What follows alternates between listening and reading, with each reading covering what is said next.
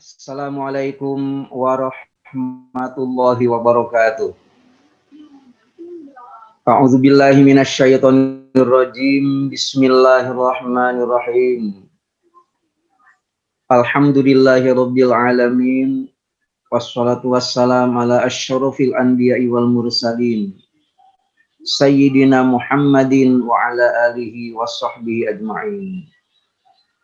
Ilahi anta maksudi wa ridhoka matlubi. A'tini mahabbataka wa ma'rifataka. Ila hadrati sultanil awliya wa qudwatil asfiya qutbir rabbani wal gausis samadani as-sayyid Syekh Muhyiddin Muhammad Abdul Gaus Saifullah Maslul al-Qutub radhiyallahu anhu wa qaddasa sirah al-Fatihah. A'udzu billahi minasyaitonir rajim. Bismillahirrahmanirrahim. Alhamdulillahi rabbil alamin arrahmanir rahim maliki yaumiddin. Iyyaka na'budu wa iyyaka nasta'in ihdinas siratal mustaqim. Siratal ladzina an'amta 'alaihim ghairil maghdubi 'alaihim waladdallin. Mukarramun Pak Mursyid yang hadir malam ini adalah yang hormati pemangku manakib Ibu Aini Zmah dan Ibu Reni Nur Aini. Semoga beliau selalu ada dalam kejembaran rahmaniyah karena kecintaan beliau kepada Syekh Mursyid. Ikhwan akhwat di seluruh penjuru dunia, dan saat saya memulai acara khidmat ilmiah pada malam hari ini tercatat ada 146 titik manakib di seluruh dunia yang mengikuti manakib online internasional. Alhamdulillah. Kita wajib bahagia. Yang mulia pengarsa Abah juga selalu mengatakan bahwa kita jangan lupa bahagia. Setiap anggota tubuh kita itu memiliki kebahagiaan tersendiri. Mata bisa bahagia. Penciuman kita bisa bahagia. Lidah kita bisa bahagia. Pendengaran kita bisa bahagia. Dan seluruh bagian tubuh kita bisa bahagia. Saat mata memandang hal-hal yang indah, mata itu akan bahagia. Saat penciuman kita menghirup aroma-aroma yang harum, maka hidung kita bahagia. Saat lidah kita merasakan sesuatu yang lezat, yang enak, maka lidah kita juga bahagia. Demikian juga saat kita mendengar suara-suara yang merdu, suara-suara yang indah, maka telinga pun bahagia. Tapi ada satu hal yang harus kita yakini, bahwa di saat hati sedang gelisah dan jiwa sedang sakit karena terbebani oleh sesuatu pikiran yang berat, maka melihat keindahan apapun, mata itu tidak akan bahagia. Menghirup aroma apapun, hidung tidak akan bahagia. Memakan sesuatu yang lezat, lidah itu tidak akan bahagia.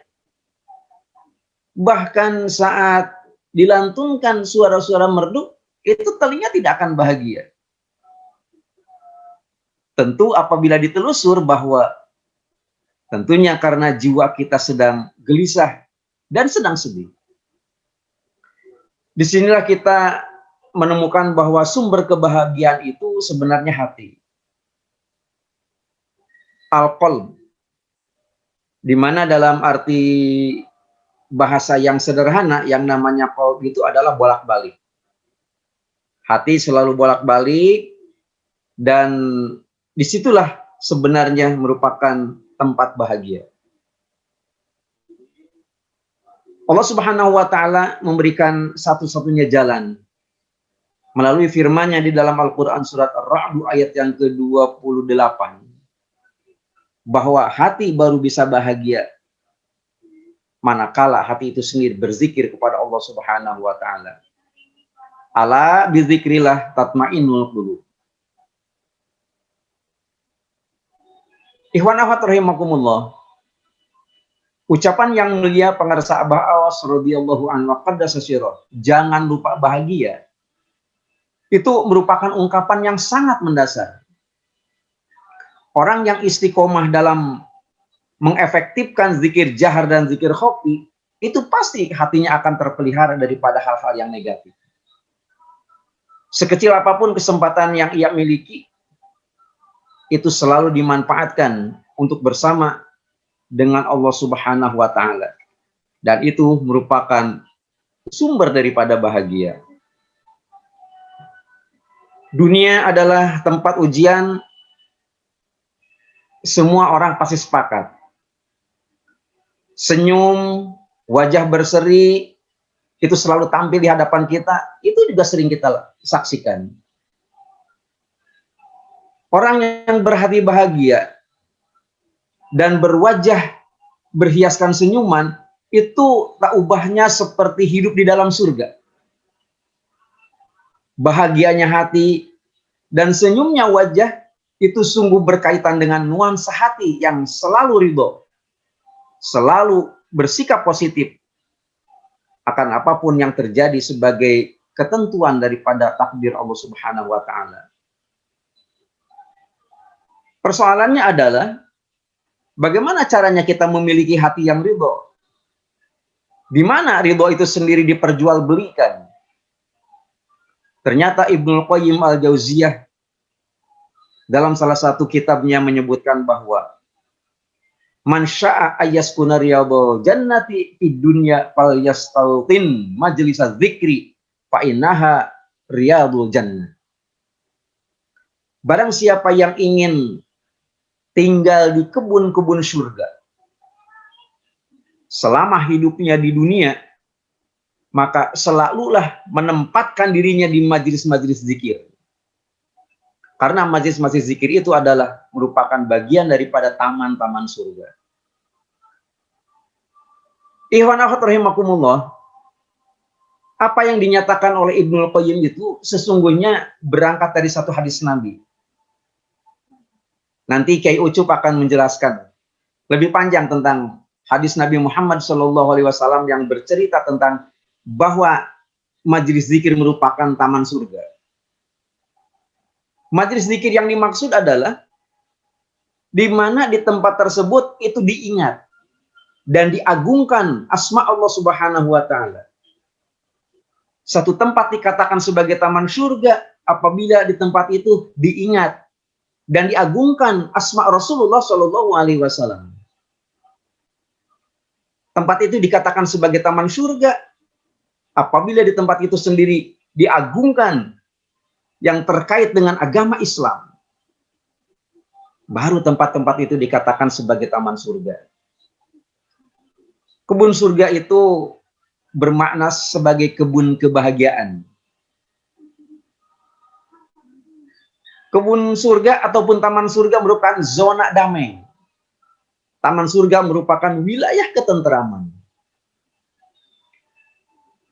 Manaqib Syekh Abdul Qadir Al-Jailani yang rutin diselenggarakan oleh setiap ikhwan dan akhwat Thariqah Qadiriyah Naqsyabandiyah Pondok Pesantren Suryalaya, termasuk di dalamnya Manaqib online internasional yang diselenggarakan 2 kali dalam sehari.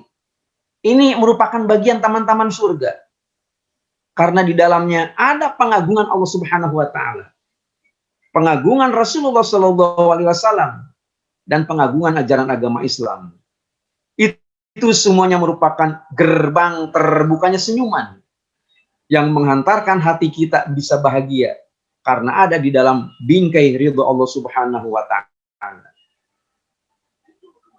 Kita bisa menikmati indahnya bagian dari taman surga itu sendiri karena sama-sama sudah ditalkin zikir oleh yang mulia Pangarsa Abbas sebagai mursyid kita. Artinya siapapun manusia yang sudah mendapatkan haknya talqin zikir dari yang mulia para sahabat, maka sebenarnya secara maknawi mereka adalah sudah ada dalam bingkai kebahagiaan. Dan itu dikatakan sebagai yang sangat-sangat menggembirakan, karena itu merupakan harapan dan keinginan yang selalu disampaikan oleh para sahabat. Mudah-mudahan kita bisa istiqomah di dalam melaksanakan acara manakiban dimanapun di tempat kita masing-masing. Dan apabila sedang tidak bersamaan dengan acara manakib offline, maka sangat terbuka luas kita tetap tiap hari itu bisa mengikuti acara manakib online internasional. Mudah-mudahan bermanfaat. Dengan keagungan dan kemuliaan para sahabat. Al-Fatihah. A'udzu billahi minasyaitonir rajim. Bismillahirrahmanirrahim. Alhamdulillahirabbil alamin arrahmanir rahim maliki yaumiddin. Iyyaka na'budu wa iyyaka nasta'in ihdinas siratal mustaqim. Siratal ladzina an'amta 'alaihim ghairil maghdubi 'alaihim waladdallin. Wassalamualaikum warahmatullahi wabarakatuh.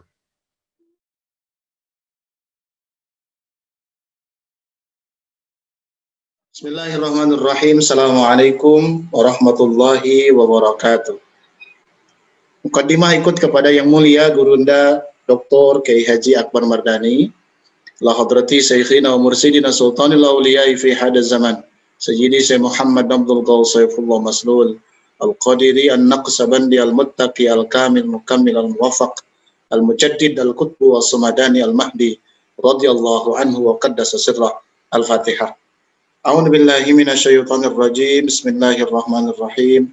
Alhamdulillahi rabbil alamin arrahmanir rahim maliki yaumiddin. Iyyaka na'budu wa iyyaka nasta'in ihdinas siratal mustaqim. Siratal ladzina an'amta 'alaihim ghairil maghdubi 'alaihim waladdallin. Al-Mukarramin, para wakil talqin, malam ini hadir sekira 10 wakil talqin. Alhamdulillah. Bunda Haya, Profesor Priyatno, juga pemangku manakib pada malam ini geng Tasikmalaya, Ibu Ainismah dan Ibu Reni Nuraini. Kita doakan beliau berdua sekeluarga khususnya, dan kita semua, Wanahwat Tekian Pondok Pesantren Suryalaya yang ada di room ini, kata Dr. Subhan Asirboni, madrasah Zumiyah. Mudah-mudahan Allah mudahkan segala urusan, Allah karuniakan keberkahan segalanya, semuanya, selamanya. Amin ya Allah ya Rabbal Alamin. Mohon maaf, saya tidak terlalu menyimak apa yang disampaikan oleh yang mulia Gurunda Dr. Kiai Haji Akbar Mardani, karena saya punya 2 screen. Malam ini ada pertemuan bersama timnya Wali Kota Bandung dan dengan kegiatan Manakib Online Internasional ini. Tapi saya mendengar pesan terakhir dari beliau berkaitan dengan bahwa majlis zikir itu adalah satu di antara taman-taman surga Allah Subhanahu wa taala. Kita sering mendengar ini hadisnya, idza marartum biriyadil jannah farta'u. Idza marartum, jika kalian lewat biriyadil jannah, ke taman-taman surga, farta'u, kata Rasulullah. Irta'a yarta'u itu artinya mampir dan bergabung. Jadi tidak hanya sekedar mampir, tapi juga bergabung. Saya berjalan ke satu tempat, lalu di pinggir jalan ada warung kopi. Karena saya pingin ngopi lah, saya mampir saja. Di sana ada orang yang ngobrol di warung kopi itu, hahihi, ngobrol ini itu segala-gala, saya hanya mampir saja, tidak bergabung. Itu bukan irta'u, ya, bukan irta'a. Tapi mana irta'a itu mampir dan bergabung. Jadi kalau melewati taman-taman surga, kata Rasulullah, mampir dan bergabung.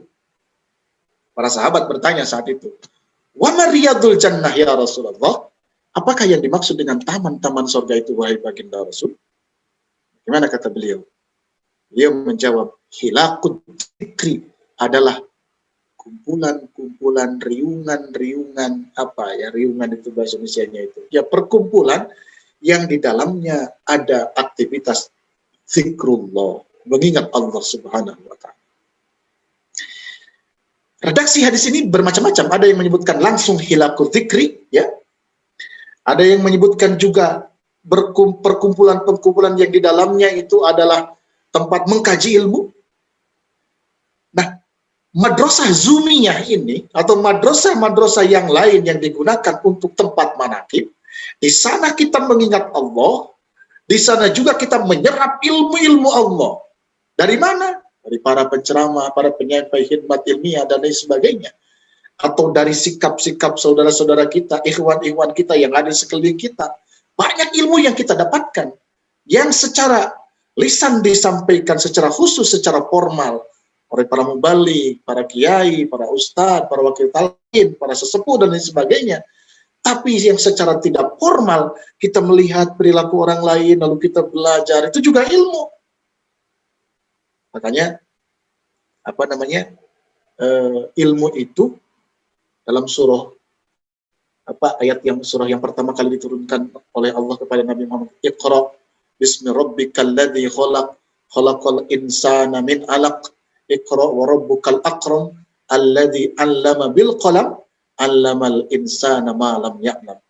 Jadi ada ilmu yang diajarkan dalam lembaga-lembaga formal, dari SD, dari TK ke SD, SMP, SMA, kemudian perguruan tinggi, ya, sampai gelar doktoral, ya, sampai mencapai prestasi misalkan sebagai guru besar. Itu adalah ilmu-ilmu yang disampaikan secara formal. Jenjang pendidikannya jelas, ruang belajarnya jelas, kemudian pengukuran keberhasilannya juga jelas. Itu adalah ilmu-ilmu yang disampaikan secara formal. Tapi ada juga ilmu yang kita dapatkan tidak melalui ruangan-ruangan belajar, tidak melalui jeda-jeda waktu yang ditentukan, tapi pelajaran itu sepanjang hayat. Ya, sepanjang hayat.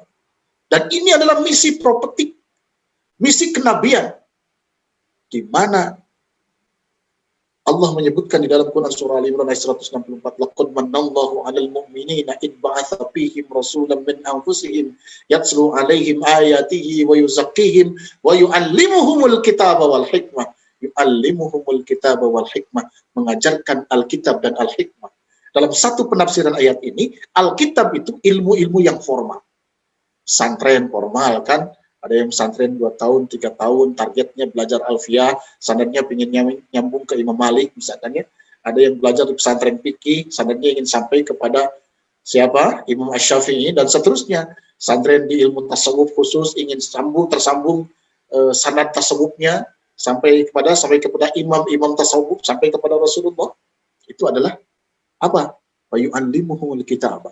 Kemudian yang kedua adalah wa yu'allimuhumul hikmah, mengajarkan hikmah. Hikmah ini adalah ilmu-ilmu yang didapatkan di luar ruangan-ruangan belajar formal. Bisa dari pengalaman kita. Tadi Akbar menyebutkan kepada kita, bagaimana orang bisa merasakan kebahagiaan karena apa? Intensitas zikirnya yang luar biasa. Itu tidak bisa hanya teori saja. Kita mendengarkan dalam banyak paparan para pembicara, para mubalik, para kiai, para jengat, para muallim, para ustaz. Ala bidzikrillah tatma'innul qulub. Ketahuilah bahwa dengan zikir kepada Allah, tatma'innul qulub, akan membuat hati kita menjadi tenang. It is just teori. Itu baru teori. Ya, itu baru teori yang disampaikan oleh Allah di dalam Al-Qur'an, konsepnya. Tanpa kita mengamalkan zikirnya, tidak mungkin kita bisa merasakan ketenangan atas zikir yang dilakukan itu, yang disampaikan oleh Allah di dalam Ar-Ra'd ayat 28 itu. Nah, dengan pengalaman itu kita bisa tahu bahwa saya merasakan ketenangan luar biasa ketika saya melakukan zikir. Saya diserang dari berbagai sisi, depan, belakang, kanan, kiri, atas, bawah, dengan berbagai persoalan. Tapi saya bisa tangguh bertahan sampai hari ini. Kenapa? Karena saya punya kekuatan berzikir. La ilaha illallah, la ilaha illallah, dan sebagainya. Saya tangguh karena saya mengamalkan, kemarin disampaikan oleh Dr. Subhan Asirboni, disampaikan apa? Mengamalkan salawat Bani Hashim. Dan itu tidak hanya bisa teori, harus diamalkan oleh kita. Maka tadi, parta'u, kata Rasulullah, mampir dan bergabung. Bergabung berarti bukan hanya sekedar duduk saja, tapi terlibat dalam aktivitas yang ada dalam gabungan, dalam perkumpulan dan pertemuan itu sendiri. Rasulullah mengatakan hilakul zikri adalah halakoh zikir. lingkaran-lingkaran orang duduk dan di sana disampaikan zikir-zikir kepada Allah. Masya Allah, tabarakallah. Di manakib ini, pantas kalau disebutkan bahwa manakib itu pengajian plus. Coba kalau lagi hikmah, lagi hidmah, amalia, tak ada yang bergerak. Diam semuanya, tawajuh semuanya, hening semuanya, nggak melakukan apa-apa. Bahkan makanan yang sudah tersedia di hadapan kita juga nggak berani kita menyentuh sebelum selesai pembacaan doa manqobah. Baru setelah itu kita bisa merasakan hidangan yang ada di hadapan kita. Begitu tertib, begitu khidmat. Susah. Cari silakan majelis pengajian yang seperti manakiban. Susah. Maka kata yang mulia Dr. Kiai Akbar, adab kita manakiban, baik daring maupun luring, baik virtual maupun tatap muka langsung, itu sama saja. Tidak ada bedanya. Jangan karena ini manakib online, lalu bisa lehe-lehe seenak kita. Enggak, adabnya sama saja. Kenapa? Karena yang hadir disampaikan oleh Dr. Subhan kemarin itu, ruh arwahul muqaddas hadir di hadapan kita semua. Idza quri'at manaqibi fa ana hadir, kata beliau. Jika dibacakan manakibku, kata Tuan Syekh Abdul Qadir Al-Jailani di dalam Qolaidul Jawahir, fa ana hadir, maka aku hadir. Ketika manqobah ke-24 diulang-ulang oleh kita, saat itu disebut nama Tuan Syekh, maka beliau hadir di hadapan kita semua. Allahu Akbar. Subhanallah. Idza marartum biriyadil jannah farta'u.